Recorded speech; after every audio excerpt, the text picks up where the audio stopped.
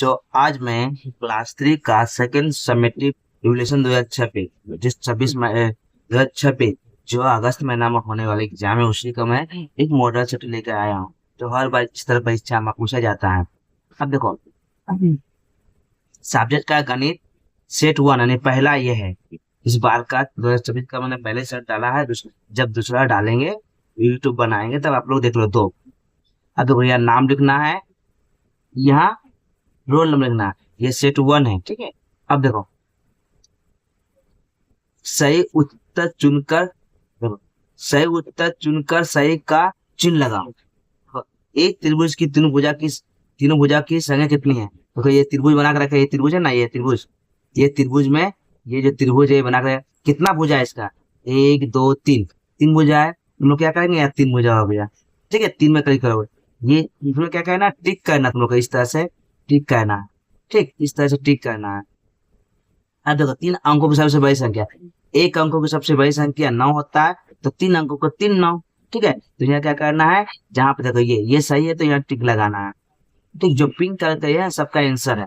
अब देखो, 6 को 7 से गुना करने पर कितना मिलेगा? देखो, 6 को 7 से गुना कर 6 को 7 से गुना करेंगे, 7 6 42, तो ये कितना हो जाएगा? 42। हम लोग यहाँ 42 पे टिक करेंगे, ठीक।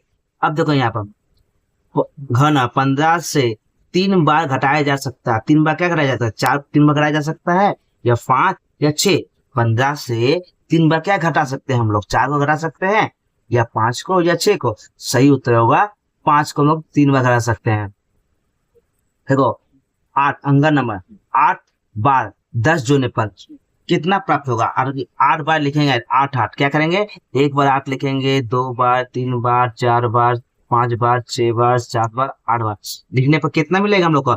80। तो हम लोग यहाँ चिन्ह लगा सकते हैं 80, ठीक। अब देखो, आयताकार में रेखाखंड की संख्या कितनी है? आयताकार का चित्र में ये हो गया, त्रिभुज का ये होगा। अब देखो, ये आयताकार जो बना हुआ है ये जो आयताकार है, ये कितनी भुजाएं? भुजाएं माने रेखाखंड का रेखाखंड कितना है? एक रेखाखंड है, 2 रेखाखंड है, 3 रेखाखंड है और 4 रेखाखंड है। तो रेखाखंड की संख्या कितनी होती है? 3 4 या 5? तो हम सही उत्तर होगा 4, ठीक। अब देखो, एक केले की कीमत 3 रुपया है। अगर एक केला का दाम अगर 3 रुपया है, तो एक दर्जन केले की कीमत कितना होगा? अगर एक दर्जन एक केला का दाम 3 रुपया है, तो एक दर्जन केला का दाम कितना होगा? तुम लोग जानते हैं एक दर्जन में कितना होता है? एक दर्जन में 12 होता है। तो 12 को अगर 3 से गुना करें कितना होगा? 12 या 36, यानी 36 रुपये लगेगा। एक केला का दाम 3 रुपया है, तो एक दर्जन केला का दाम होगा 36 रुपया।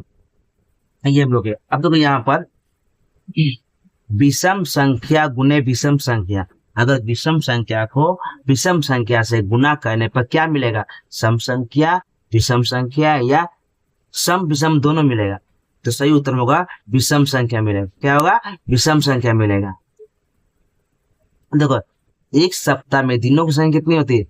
एक सप्ताह नहीं, 7 दिन, ठीक है। सोम मंगल बुध होता है उसको दिन 5 दिन, 6 दिन या 7 दिन। तो हम लोग जानते हैं एक सप्ताह में 7 दिन होता है।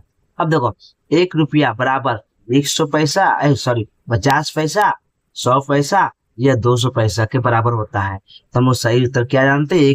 एक रुपया में 100 पैसा के बराबर होता है। अब देखो, रिक्त स्थानों की पूर्ति करना है। जो खाली जगह है उसको क्या करना है? भरना है। देखो, यहाँ सेम क्वेश्चन मिल गया है, ऊपर जो है उसी तरह यहाँ नीचे मिल गया। 300 पैसा बराबर कितना रुपया? एक एक रुपया में 100 पैसा, 300 रुपया में 3 रुपया, 300 पैसा में 3 रुपया, ठीक है। देखो, यहाँ से आप लोग मिल लेंगे, अंदाजा लगा सकते। देखो, ये है ना, इसी का जस्ट नीचे दिया गया है। अब देखो, ख नंबर 2 का ख 60 मिनट बराबर कितना घंटा? 60 मिनट बराबर 1 घंटा, यानी लोग कह सकते हैं 1 घंटे में 60 मिनट होता है, या 60 मिनट में 1 घंटा होता है। अब उसी तरह से यहाँ हम लोग ये देखते हैं, ग नंबर एक सम और एक सम ने 2 सम हो गए। एक सम और एक सम संख्या जोड़ने पर संख्या प्राप्त होता है। कौन संख्या प्राप्त है?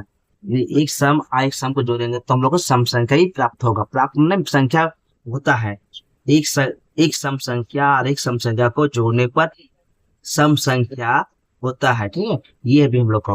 अब देखो, 8 बार 7 को गुना कर 8 बार 7 को गुना करो कितना होगा? मिलेगा, यानी 7 को 8 बार 7 को, यानी 7 को कितना बार करना है, 7 को हम लोग करेंगे 8 बार। नहीं कितना, यहाँ 8 लिख दिए हैं, लोग लिख सकते हैं 8 8 8 लिख सकते हैं, लेकिन यहाँ हम लोग 8 से गुना करेंगे तो 8 से 56 हो जाएगा। अब देखो ये हो गया हम लोग का, हो गया ये सभी। अब नीचे देखते हैं हम लोग, नीचे दिए गए घड़ी के चित्र को देखकर समय लिखें। ये जो घड़ी दिया हुआ है 3 घड़ी, तीनों घड़ी को देखना है, तीनों घड़ी देखने के बाद क्या करना है, समय बताना है, समय बताना है। अब देखो सुबह सुबह सुबह 7:15। देखो ये 7 बज रहा है, 7:15, 5 के बाद ये 5 10 15 20 25 है ना, तो 7:15। अब देखो यहाँ पर शाम शाम 4:45। यहाँ देखो, यहाँ से जोड़ते हैं हम लोग 5 10 15 20 25 30 40 50, ठीक है, नहीं 30 35 40 35, 40 45, तो क्या हो गया 4:45।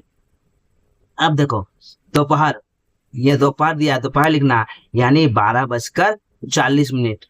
12 आप लोग यहाँ भर लगा, ठीक बच्चों। अगर आप लोग को ये वीडियो अच्छा लगा तो लाइक एंड सब्सक्राइब और दोस्तों में शेयर करो। इस तरह क्वेश्चन लगभग परीक्षा में आप लोग को देखने को मिलेंगे। ओके बच्चों, गुड बाय।